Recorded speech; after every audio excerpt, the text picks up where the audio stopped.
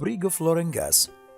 كانت هذه الحائط البيضاء تعتبر حائطا مشوه المنظر، حيث أنها كانت تعطي منظرا غير جميل في الغرفة، لأن محتوى الغرفة جميعه أبيض.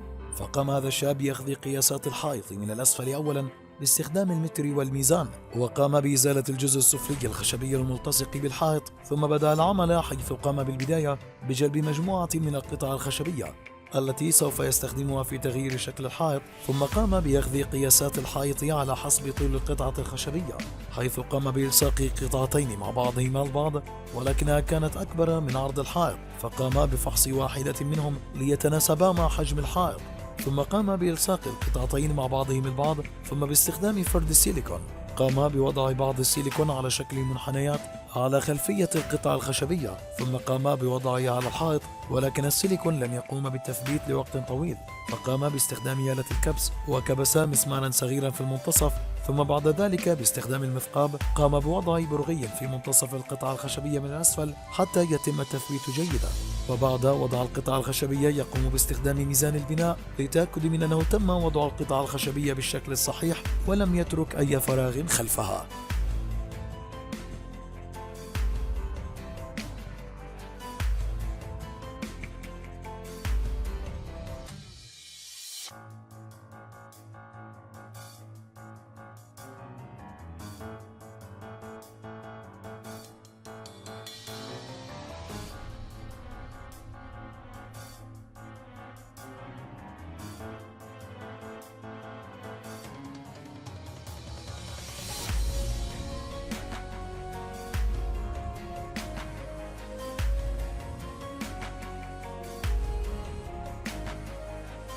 وبعد الانتهاء من القطعة السفلية قام بالبدء بالقطعة التي سوف تصف بعدها، ولكن بطريقة مختلفة، وبدأ أولا بأخذ القياسات للقطع، ثم قام بقصها إلى قطع بحيث يقوم وضع قطعة كبيرة في المنتصف وقطعتين صغيرتين على الجانب، ثم قام بوضع السيليكون على خلفية القطعة الخشبية ليتم تثبيتها، وقد قام بتثبيت القطعة الصغيرة الأولى والتأكد من قياسها وتثبيتها، وقام بذلك بفرد السيليكون، ثم قام بوضع القطعة الكبيرة في المنتصف وتثبيتها بنفس الطريقة، ثم قام بوضع السيليكون خلف القطعة الصغيرة وهو يقوم بتثبيتها ويقوم بالتأكد من صحة صفه لجميع القطع الخشبية.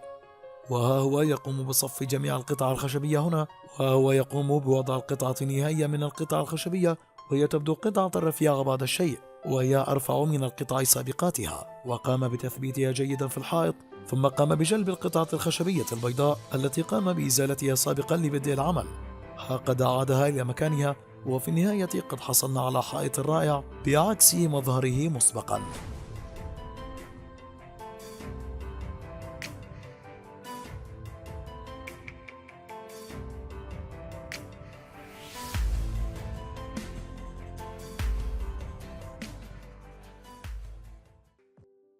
ليغراي برودكتس. يتم هنا أولا باستخدام آلة الحف والنحت نحت سطح هذه الآلة الحجري وإزالة اللون الأسود عن جميع أجزائه ليصبح بلون ما بين الأبيض والرمادي، ثم بعد ذلك يقوم الرجل بإضافة لون كريمي ودهان سطح الحجر فيه، ثم بعد أن يقوم بدهن جميع مناطق الحجر يقوم بسكب لون أغمق بقليل من اللون الأول فوق سطح الحجر، ثم باستخدام الفرشاة يقوم بدهن اللون الذي فرده على جميع أنحاء الحجر وذلك بشكل لولبي، ثم بعد ذلك يقوم بالعودة على المناطق التي لم يصلها الدهان ويقوم بدهانها جميعا باستخدام الفرشاة التي بيده، ثم يعود عليها ليتأكد أنه قام بدهان جميع أنحاء السطح الحجري ولم يترك أي مكان فارغ، ثم بعد انتهائه من السطح العلوي ينتقل للجزء الصغير الجانبي ويقوم بدهانه ليظهر لدينا سطح مدهون بطلاء لونه رائع ولامع.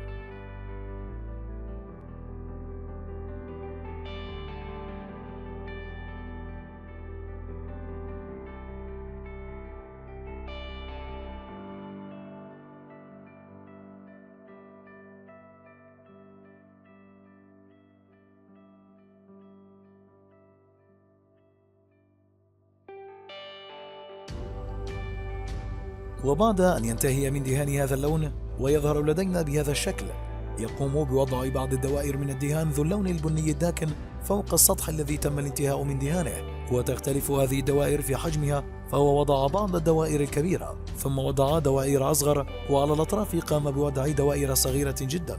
ثم بعد الانتهاء من وضع هذه الدوائر الداكنة قام بجلب وعاء يحتوي على دهان ذهبي اللون، وقام بسكب القليل منها فوق العديد من مناطق هذا السطح. ثم بعد الانتهاء وضعه وقام بفرد هذه الألوان فوق السطح بشكل عشوائي لتظهر لنا كأنها لوحة مرسومة بريشة فنان. ثم قام بوضع بعض اللون الأسود على شكل خطوط صغيرة على الطرف الجانبي، ثم قام برش المثبت للون فوق هذا الدهان الرائع، وسيتم انتظاره حتى يجف. ثم باستخدام مسطرة خشبية قام بإزالة الدهان العالق أسفل الطرف الجانبي الصغير. والآن سترون السطح بعد الانتهاء من دهانه، سيبدو رائعا حقا.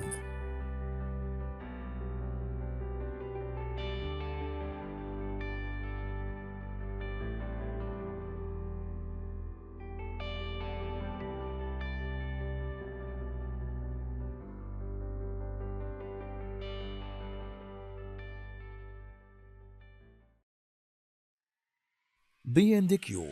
يتم هنا أخذ القياسات بين الصنبورين، ثم بعد التأكد من مكانهما يتم أخذ القياسات الخاصة بالبراغي التي سوف يتم تثبيت الصنابير بواسطتها. ثم بعد ذلك يتم استخدام المثقاب ثقب 4 ثقوب ل4 براغي، ويتم وضع البيل بداخلها.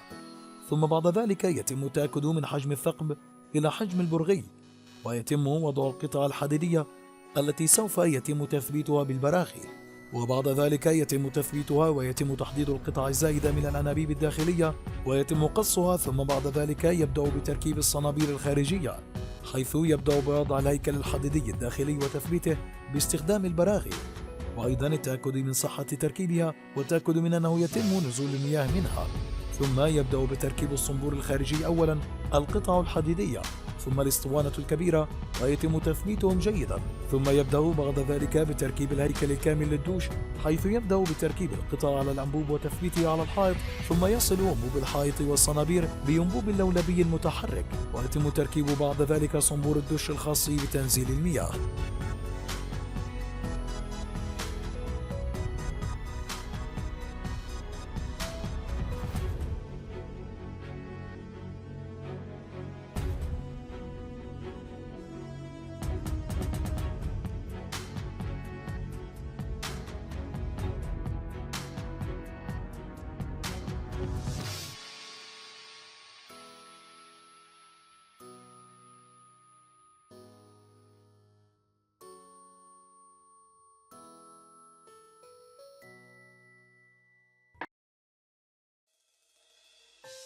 كابس تلويها.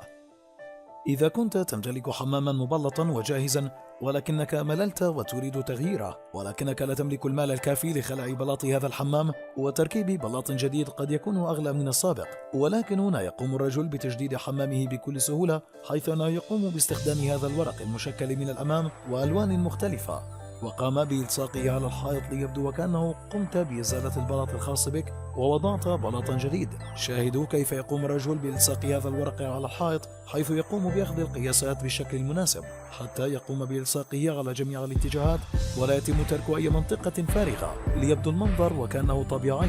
وإذا زادت حجم الورقة عن حجم الحائط يمكن قصها بكل سهولة، وذلك ليؤثر على الشكل نهائيا.